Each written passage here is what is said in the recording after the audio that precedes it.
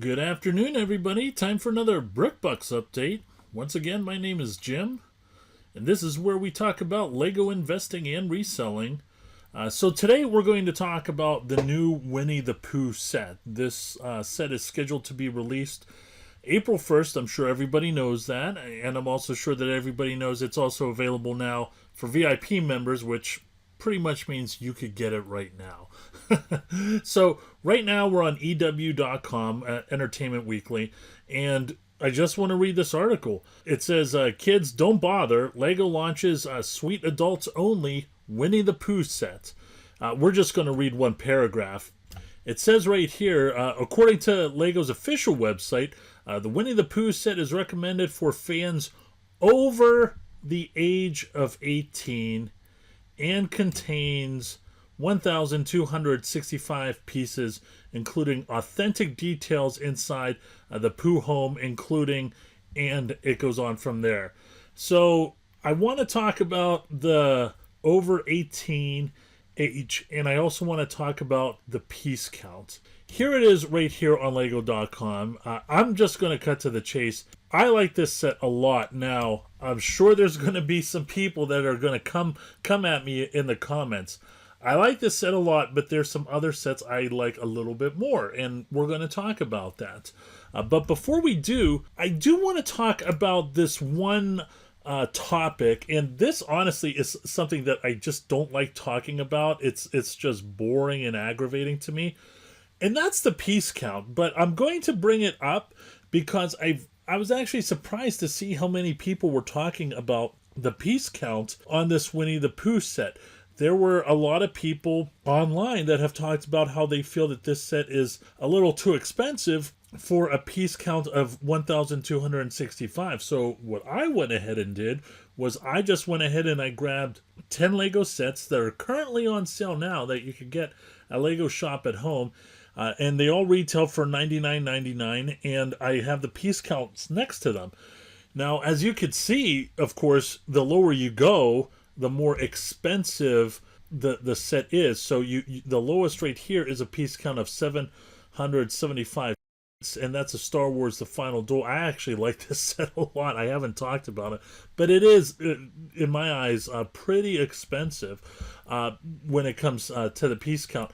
But if you look at all the other ones, I mean, it's kind of even Steven.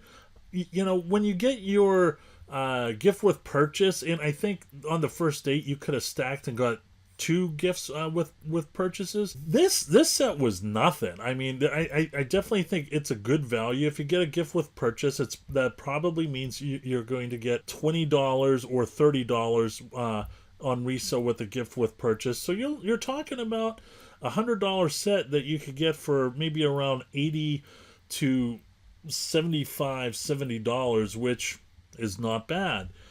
So I just wanted to go ahead and talk about the piece count briefly. And right now we're going to go on eBay and just to see what is going on with this, because this set is not available yet on Amazon.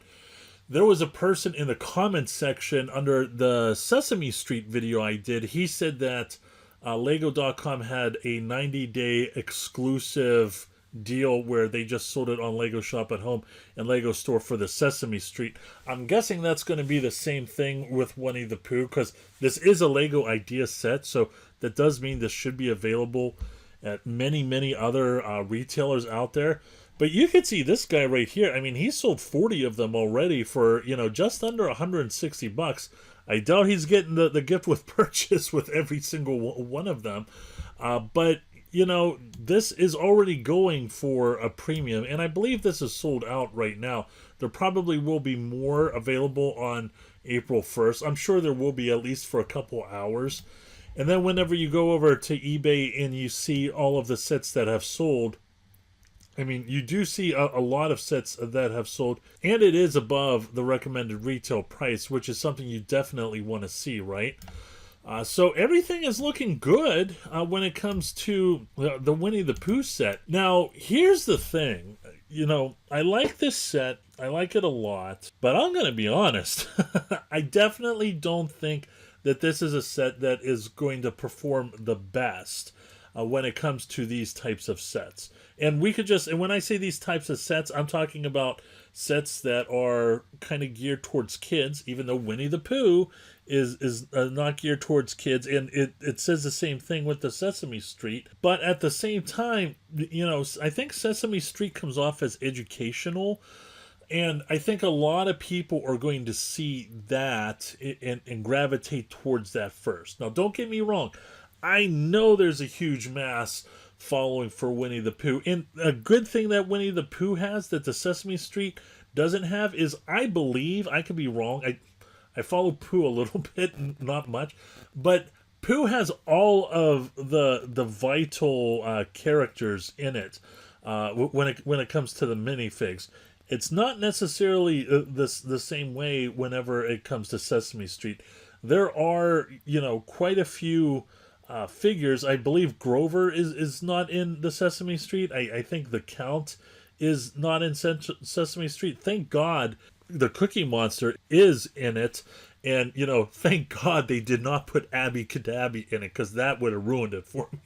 But I actually think that the Sesame Street set is going to perform a lot better than the Winnie the Pooh set. And another set that I believe is going to do better, and I kind of mentioned this or alluded to this in a previous post, was we do have this Starry Night Lego Ideas set that is yet to be coming out. It's not coming out yet, but I really think the Starry Night set, it's kind of going to be like Johnny Cash, right? Where that set is going to be slow and steady.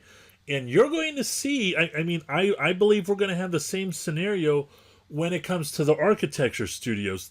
I can't prove this, but I just flat out believe it, that there were a lot of charter schools, certain parochial schools that had the architecture studio set art class syllabuses.